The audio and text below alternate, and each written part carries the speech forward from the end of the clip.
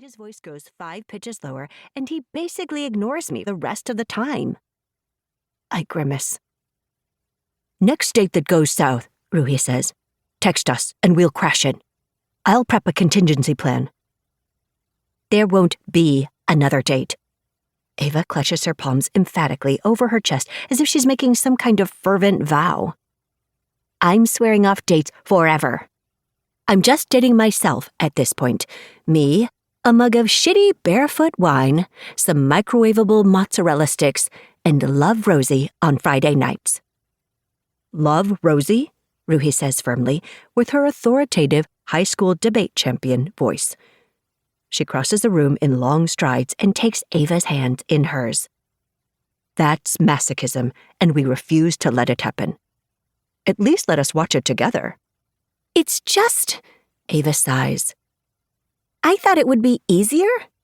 People always tell us that college is the best time to date someone because you're surrounded by so many people your age, yet I can't find anyone to even cuddle and watch Halloween movies with. I wish it was as easy as taking a quiz. She glances over at me. Anyway, what did you get? I click through the last question. Hercules. A god, Ava says in admiration. Powerful. I look up. What about you, Ruhi? She taps through on her phone. Ooh, Li Shang. Ruhi wins, Ava says. Arjun's got competition. Ruhi suppresses a small smile that comes up every time we mention her boyfriend. She tucks her long dark hair behind her ears. Oh, no competition? I would take Li Shang any day. Arjun would understand.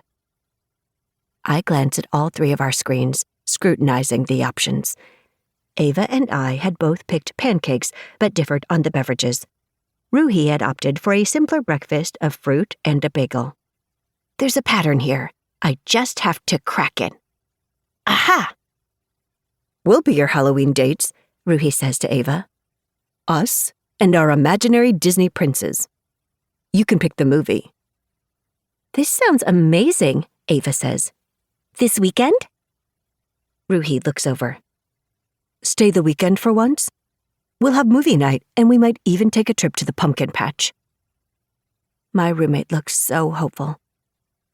I smile and shake my head, swallowing a knot in my throat. I've got to go home. You two have fun, though. After weeks of practice, it isn't that hard to say anymore, even if the pumpkin patch does sound lovely. Oh. Ruhi's shoulders sink, but she doesn't seem surprised.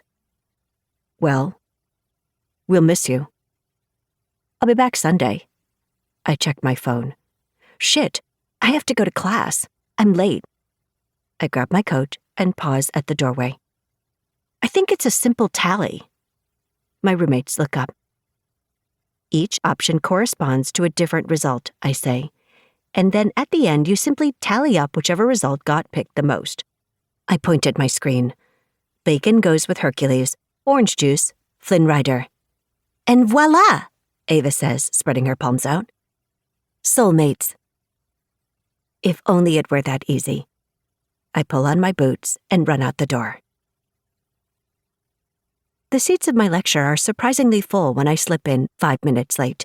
It's close to midterms, and students are actually showing up to class instead of just scrolling through the lesson slides and frantically cramming their textbooks while hungover in bed. I've shown up to every class. I'd worked to get in. Game theory and market design is an upper-level mathematics elective class with intro class prerequisites. Freshmen like me aren't supposed to take it, but I'd wanted to graduate in 3 years and, through an appeal and the careful coaxing of the registrar's office, I'd gotten it. I'd heard good things about the professor, too.